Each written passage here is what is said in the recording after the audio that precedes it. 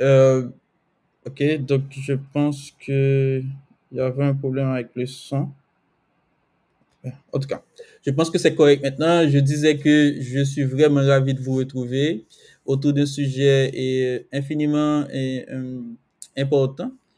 Et si vous vous rappelez bien, il y a une chronologie dans nos différentes interventions. La dernière fois, on a discuté, certes, on avait discuté de cybersécurité, mais sur les sujets qui concernent les bases de données, vous vous rappelez bien qu'on avait parlé du fichier Excel, de ce fameux fichier Excel, où la personne là pouvait, et celui qui est au coin de la rue, qui gère la boutique là, pouvait justement utiliser des fichiers Excel pour pouvoir gérer son business.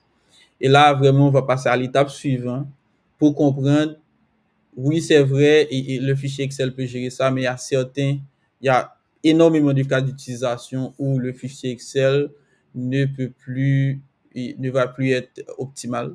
Et là, vraiment, il faut passer à l'étape supérieure. Et vraiment, l'étape supérieure, c'est concevoir une base de données en tant que telle. Et c'est ce qu'on va voir aujourd'hui avec des exemples, avec vraiment, on va essayer d'entrer dans les détails. Donc, restez accrochés avec moi. On y va.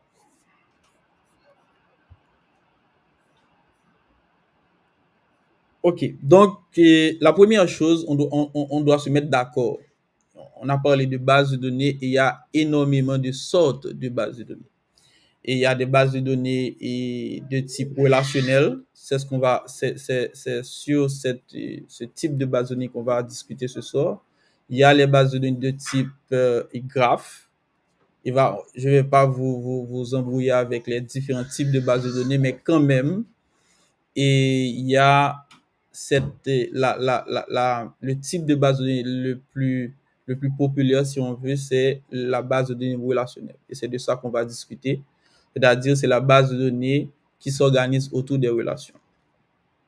Donc, voilà, on part avec ça. Donc, on se met d'accord. On va regarder ensemble comment structurer et comment organiser une base de données relationnelle.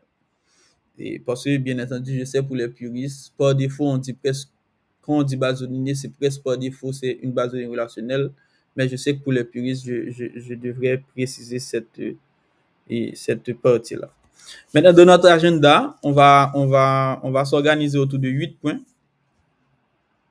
Et on va s'organiser autour de 8 points aujourd'hui, qui est, je vais rappeler rapidement ce qu'est une base de données, de la même logique de ce qu'on discutait de la même logique de ce qu'on discutait et dans nos précédentes séances.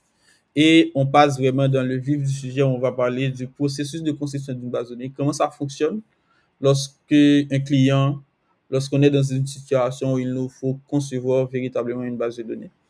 Et ensuite, et, ce processus de conception va nous amener à comprendre les besoins et pour quel type de métier et dans quel domaine on est en train de naviguer.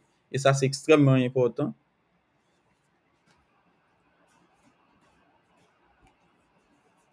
Et ça, c'est extrêmement important. Et pour comprendre le et pour comprendre c'est quelle base de données finalement on va mettre en place. Et après, on va voir l'organisation des données en table. C'est vrai, lorsqu'on